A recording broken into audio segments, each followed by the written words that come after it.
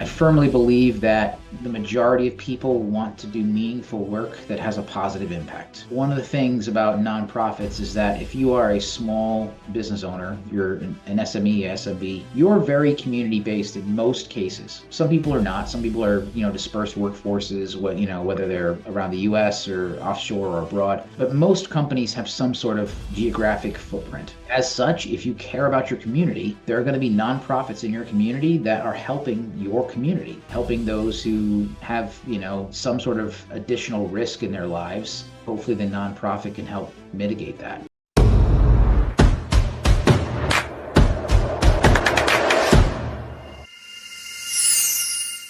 Hey guys, welcome back to the Grow IT podcast. Your host here, Alessandro Cutri. I'm joined today by Stuart Bryan, the president and one of the co-founders over at IM Technology. Today's going to be an interesting episode. We're going to dive into a little bit about his story, really about what they're building over at IM Technology and some trends that he's seeing right now within the market. So definitely make sure to stick around. But without further ado, I'll go ahead and just pass it on over to you, Stuart, if you don't mind just introducing yourself to the audience and telling them a little bit about your story and how you got to where you are today. Yeah, sure. So I founded the company in 2003. My background was working for a large IT company locally that Mhm. did the traditional VAR model, but also did staffing. And I was in management for them. I was the sales manager and also ran their training center. Hmm. And they lost a Fortune 100 account Mhm. and decided that they were going to close.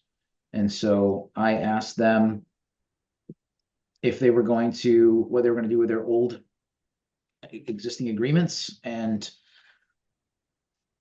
they basically said, nothing. We're not going to do anything about it. It's not a problem anymore. And so I had a pretty ironclad non-compete, but I asked the question and I said, hey, if you're not going to take care of the old accounts, Mhm. how do you feel about me doing it? Yeah. And so had a conversation with the company president, and uh, he said, yeah, go downstairs, talk to accounts receivable and find out find out, tell them who you want. And I asked Yeah. one question when I went to accounts receivable, which is who pays their bills early and on time. And they gave me a list, and I went upstairs to the president and gave him the list. He got out a red pen, crossed off everybody I couldn't have, and I started the company a month later. Wow. That's a pretty neat story, man. How was that, transition? I mean, did you always know that you wanted to, start your own business and do that, or was it one of the things that the opportunity presented itself and you just felt like, this is the a time that I gotta take advantage of it? Frankly, I always wanted to have my own business. As a matter of fact, I had a paper route when I was 11 years old. Hmm. And when I was doing the paper route, I even made a point of going through and um, acquiring other paper routes Hmm. and built myself a little paper route kingdom when I was 11. And talk to the kids to find out who was going to age out, and because the paper route was a young person's business back then, Yeah.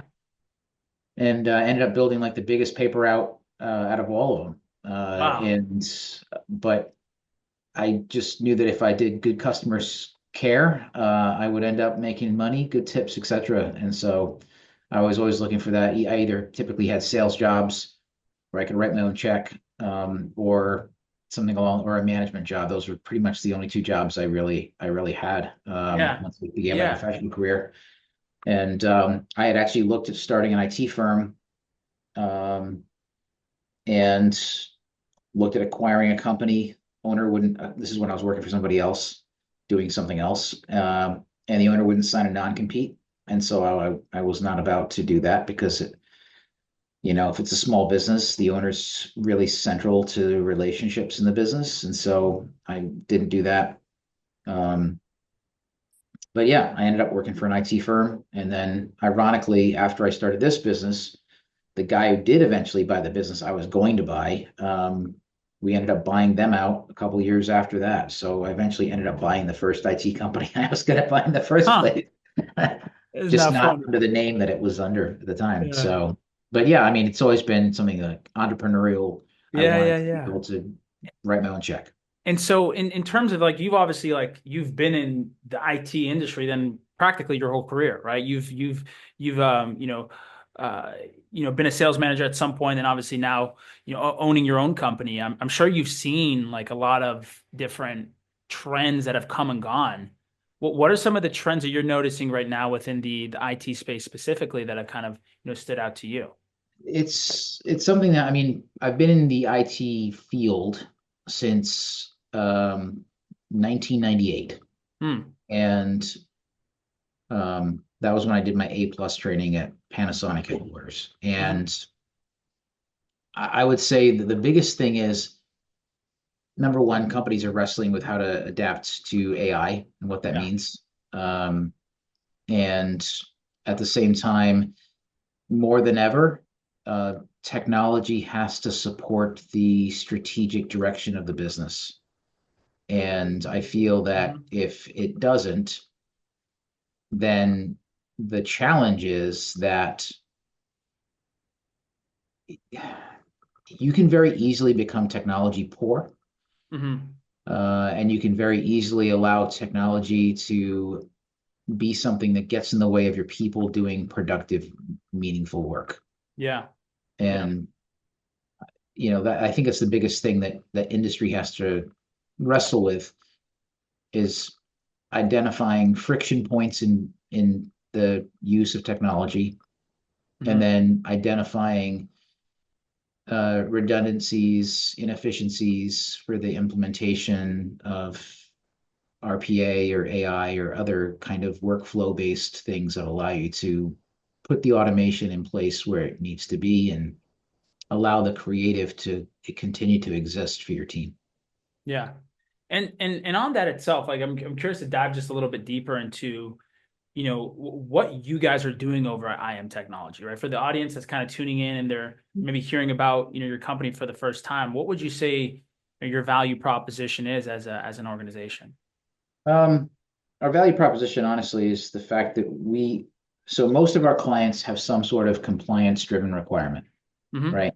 And I think that if you truly understand what PCI DSS 4 means, or what all the other NIST based regulations that are out there mean for your business and your cyber liability, cyber insurance coverage, everybody's going to be governed, but in some measure have to align with some sort of NIST based standard. Yeah. We're really good at helping companies align to NIST based standards in a practical, affordable way, Hmm. destroy their productivity, or torpedo their finances. And in addition to that, we really try to help clients look at what they're doing strategically, and Hmm. then align the technology solutions that are in place, to support that, but Hmm. also to even just to kind of have the elevated conversations that we should be having, as a technology partner for our clients.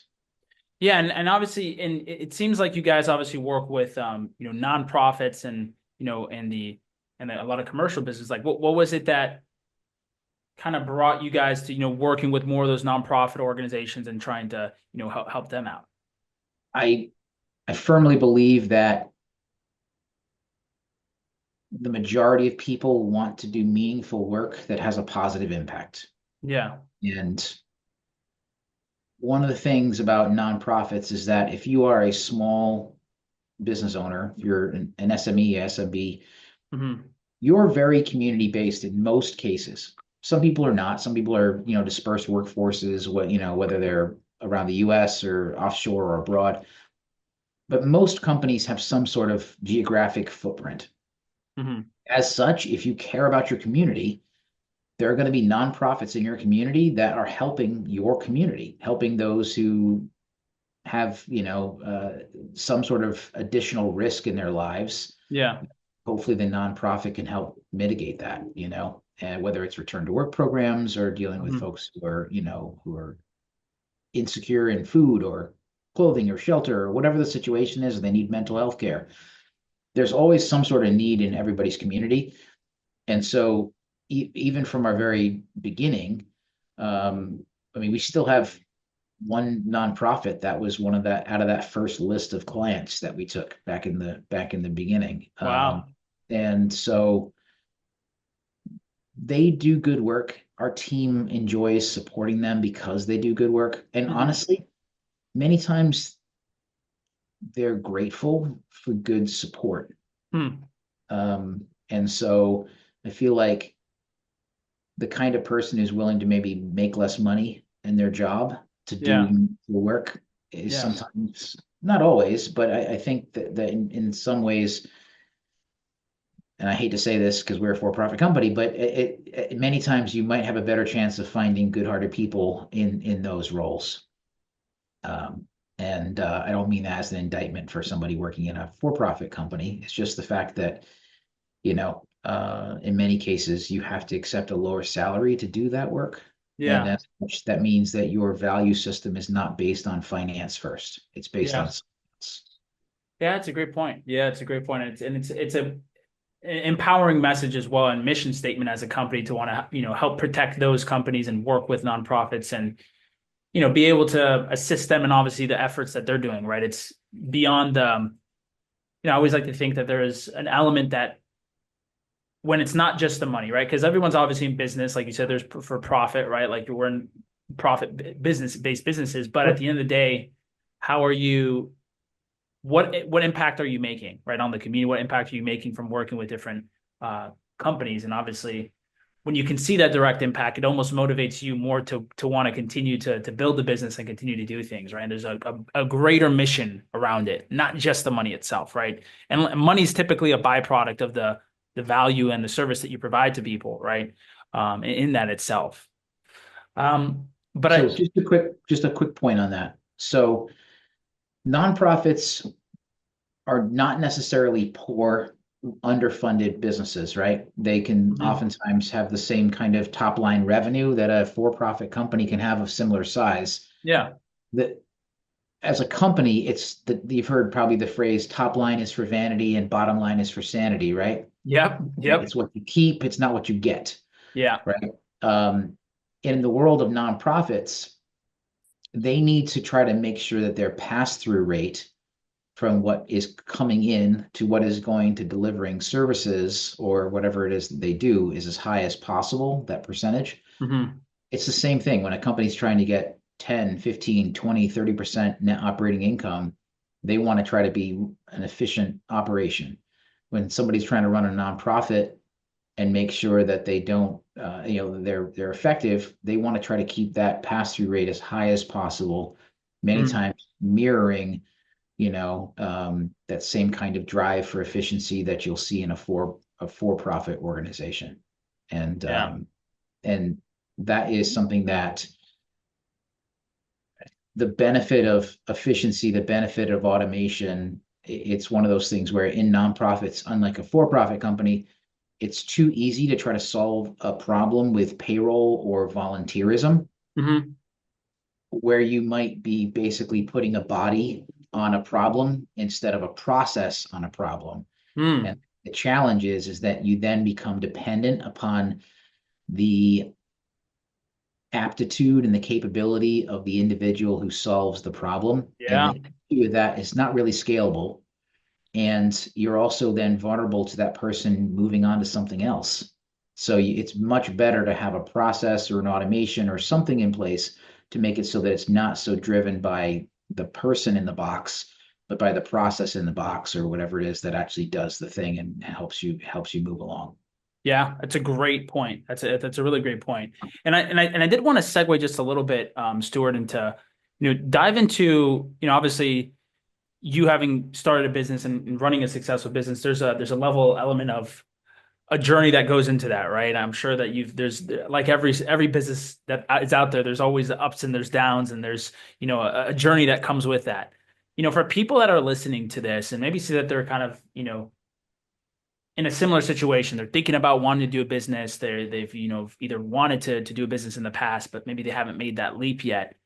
What was it that, the obviously, having something lined up for you, helped in that sense, but I'm sure there's like a mindset thing as well. What helped with, you taking that first step and wanting to do something yourself and actually doing, taking that leap and taking that action? For me, it was the fact that, to be absolutely frank with you, the I was tired of looking for a job about every 3 years, Hmm. because at the time I had sales jobs, and at some point an owner would have to write a check that made them sweat a little bit, and they struggled to pay me a big number. Hmm. And um, as such, almost always had a situation where somebody would kind of get weak in the knees and not want to keep me around, or they would do something, or they'd move my territory, or something would change, and it would change my compensation. So that was really my driver for getting out of being an employee, is the Yeah. fact that I was tired of that, because it ends up being whiplash on your family, right? You got to change your doctors if you have kids, and you got to figure out all the things. And so, and I was tired of basically people telling me when I was hungry and when I was tired and what kind of clothes my kids could wear and where could we vacation and how long could we go there for and what schools could they attend. And when you work for somebody else, you cede a lot of control to that person's capability, or their lack of capability. And Yeah. so it's when I started this, my intention was to try to learn from the failures of the previous places I'd worked, or have a list of, basically, it was a list of things I did and didn't like, and to Hmm. try to build a company based upon where would I want to go to work every day? What Yeah. kind of environment would I thrive in? Um, and and then try to reduce those friction points in the lives of other people to make it so it was a good, meaningful, rewarding place to work. When it comes to having the idea was quite simple. It was the fact that I had seen what enterprise enjoyed, Yeah. big companies, when it came to having an IT department or an IT partner. Hmm. And then I saw what was available in the market for the average small business or nonprofit. And I was frankly horrified because they were really dissimilar. Mm. The IT department was a fire department, and the owner would be putting out fires, or they would live from emergency to emergency with hopefully moments of peace and quiet in the middle. But Yeah. it ends up being something where it's really disruptive. And so I just wanted to try to take the lessons I learned for working for a company that served a big firm, and make it so that our clients had the opportunity to really um, take advantage of that IT department model. And it took Yeah. me a few years to figure it out. Um, but the good news is we figured it out. And then after that point, it's just a matter of refining it. Yeah. Yeah. And I wanted to maybe you a little, I obviously see you're the number one best, selling off Amazon author. I wanted maybe you to tell the audience a little bit about, your book and kind of what maybe inspired you to come out with that. Sure. So, one other area that we are, like I said, based on the compliance component that we work in, is CMMC compliance, which is a defense industry, I would say, requirement. It's an obligation to essentially follow a certain set of rules and practices in order Mhm. to be able to keep information safe, from folks who were unauthorized to access it. Yeah. Um, at the time that the at the time that I wrote the book, and I wrote it with some other co-authors, and it was there were a lot of companies in the market that were basically sharing the message of not having what I felt was an approach to do something in an affordable way long term, or Hmm. in a way that didn't disrupt the operations of a business. And I remember going to an industry event where a very small machine shop owner commented on how much money they'd spent in the last 12 months getting compliant. And I was horrified, because being a business owner and knowing how you have to deal with profit margins in order to be able to cover costs, they would have had to spend probably almost $300,000 to $400,000 in top line revenue to make that much money drop out the back to cover the costs. To me, with somebody with less than 10 employees in the company, I couldn't understand how that could be affordable on a long-term basis. And Yeah. so my thought was taking a step back and looking at CMMC compliance and just having a conversation with the audience on how to do it in a way that supported your business, Yeah. made you more likely to get more business and be safe, and do it in a way that was strategic and not so kind of tactically reactive. Or worst case, like to use an analogy from like World War II.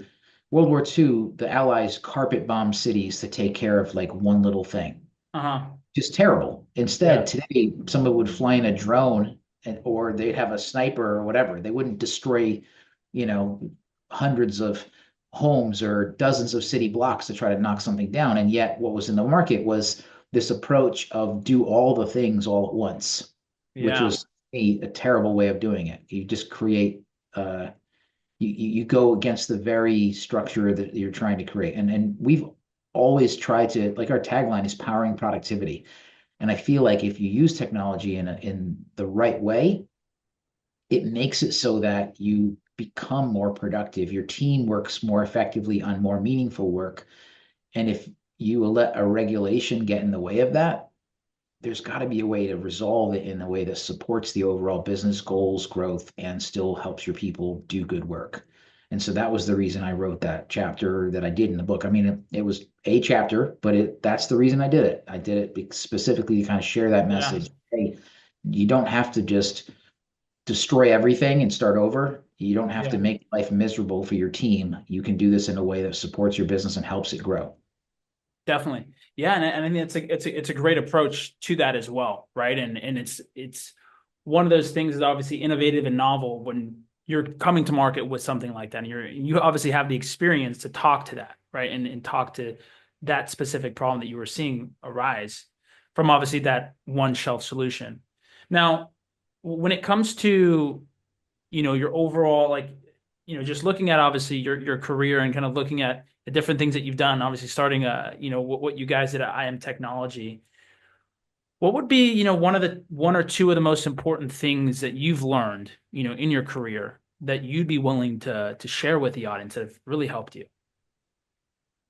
Um, it was I guess it's the willingness to be honest with yourself. Right. So we just had our annual meeting 2 weekends ago. And Hmm. I went and looked over the last 22 years and did a financial analysis of the entire business every year to find out our compound annual growth rate, to look at our net operating income, look at the products and services we offered, what we had for staffing at that time, Hmm. roughly our client mix, and then look for outliers where things were really great or things were really bad, and then look for Yeah. reasons, to explain what happened from the results. Number one, you have to know your numbers. You have to Hmm. be able to look at things kind of dispassionately without getting emotional, to be able to look for facts and not fiction. Because too often, as an owner of a business or an executive director of a nonprofit, if you do not have to report to somebody, or you have people who are just yes, yes, yes, and never say no, without the right kind of oversight, it's too easy to lie to ourselves about what we are doing. And sometimes busy equates to successful, but they're very different things. And so the willingness to look at your business and make decisions based upon process and procedure and facts and numbers and industry metrics and ways to tell, by having some sort of measure of success that you can align to, it makes it so you can make those right decisions. And then even if you don't have a board of directors, you have to have a meeting with yourself and Hmm. kind of go through the facts and be able Yeah. to fully convince yourself that you're moving in the right direction.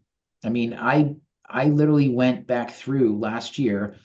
I looked at every single client that we lost, the ones we gained, and I asked honest questions. In some cases, I couldn't find the facts because I had feelings associated with it. So I had to distance myself and come back to it a week or two later and look at it again and really Yeah. ask the questions, because without that, you can't grow and learn. I'm less of an inventor and more of a person who favors iteration. Mm. And I feel like you should, find a good idea and then follow it and then iterate it, get it Yeah. better over time. It's like the Porsche 911, right? That's the same Mhm. basic design it was when it was the Porsche 356, and before that it was the Volkswagen Beetle. You Yeah. know, making that design is still in place for all these years, and it's better than it's ever been because they just keep refining it. And part of that means when you look for refinement, you're trying to identify the warts and get them taken care of. You look for the what's good, but so you can accentuate that, but you have to look for what's bad and have an honest conversation about why is it bad? Did we fail in some way? And even if there's in kind of those outside factors, environmental or whatever the situation is, geopolitical, it doesn't matter. Many times the reason people fail is because they don't get information that's accurate fast enough. Mm. So, for example, we ran a business operating system for the last 5 years. The conclusion I reached at the end of my business, my analysis on the business, was that it was time to upgrade to a different kind of business operating system that allowed me to get faster, more accurate data. And Yeah. that required a lot of work. It required looking at the tools we had and seeing, could we get good data out? If we couldn't, okay. Or could we get good data, but now it's super manual. So you've got somebody running spreadsheets and Yeah. exports and such. Yeah. And so you have to be able to make good decisions based on as close to real-time data as possible. And that is something that, if you only find out if you're profitable when you're sitting in front of your accountant in February, that's way too late. You can't deal with that. And Yeah. reactive in that way can cripple a business and cripple a nonprofit, because you're making bad decisions because everything is historical, and you need to get the information into your not in the rearview mirror, but into the front of the windshield so you can see what's going on and adjust. I And so think that's, leading yeah. indicators. Sorry. No, I was gonna say, I think that's phenomenal advice. I think that that's so true in so many different categories of business aside, right? Just being honest with yourself and asking the right questions to yourself and having that level of self-awareness, that's what's going to, and being able to do so in a way where you don't have the emotion involved, which is obviously hard, easier said than done, but that is how you actually have the breakthroughs in business, as you have the breakthroughs in your life when you ask yourself those tough questions. You take a look inside and saying, am I, where did I go wrong? Where did we go wrong here? How can we be better, right? And how can we improve and how can we iterate? I think you bring up such a great point, and it made me think that as a business, you almost can't afford to not iterate. You almost can't afford to continue. Like you always have to be iterating. You always have to be coming up with a better product, a better version of it, something that's going to improve. Because if you don't, unless you're very, very select few companies, you're going to get beaten out by your competition at some point. At Right. some point, your competition is going to overtake you and be able to, do this and do this. And so I think you bring up a phenomenal point around that itself, and having that self-awareness. That's the most important part of it, right? And asking yourself those questions, because I don't think enough entrepreneurs do, or, even like I said, this can apply to people who aren't entrepreneurs, right? Are you asking yourself the tough questions as to why maybe you're not where you want to be, right? And taking Right. a look at yourself in the mirror and being, okay, if I'm not where I want to be, it's probably because of me, right? It's probably because of what I'm doing, you know. Right. Um, so I think that's a perfect note to end, Stuart. I appreciate you coming on the podcast, man. It's been a lot of fun getting the chance to hear more about your story and what you guys are building over at IM Technology. If people are listening to this, they want to check out you and the team. What are the best ways to go ahead and find you guys? If you want to connect with me, LinkedIn is a great way. If you want to check out the company, you could absolutely go to our website, which I'm sure will get posted in the information on the podcast. Yeah. But and it's one final thought would just be this: there are very few absolute truths, But what is true should never be confused with that, because things that are true for now and can change over time. And if we make the mistake of basically holding on to what we think is true without understanding absolute truths that don't change, you end up focusing on things that you think are immovable, unchangeable, and instead they're just points on a timeline. They're points of reference for a moment, and then they change over time. And you just have to know basically what's the stuff that's really immutable law, and what's the other stuff that's just basically it's true for now. I need to understand it so I can react to it, or I can plan for it, or do the things I need to do, but understand that a year from now, 2 years from now, 10 years from now, what I think is true about that thing, it might change. And I've got to be flexible enough to basically allow those viewpoint shifts, those reality changes to occur without getting bent out of shape or being so foolish as to hang on to what's true and instead of what is truth. Amazing. That's amazing wisdom right there, my friend. I love that. You're making me think about what's actual truth and what's actual true. But I think that's great advice. I really do. I really do. And if you guys did make it all the way to the end, make sure to go check out Stuart and the team. I'm going to be including his links in the description as along with the website and also the LinkedIn profile and the book as well for you guys to be able to go check out. If you guys did enjoy this, please make sure to like, comment, and subscribe. Stuart, thanks again for coming on. It's been an absolute pleasure, man. Hey, thanks for having me. Take care.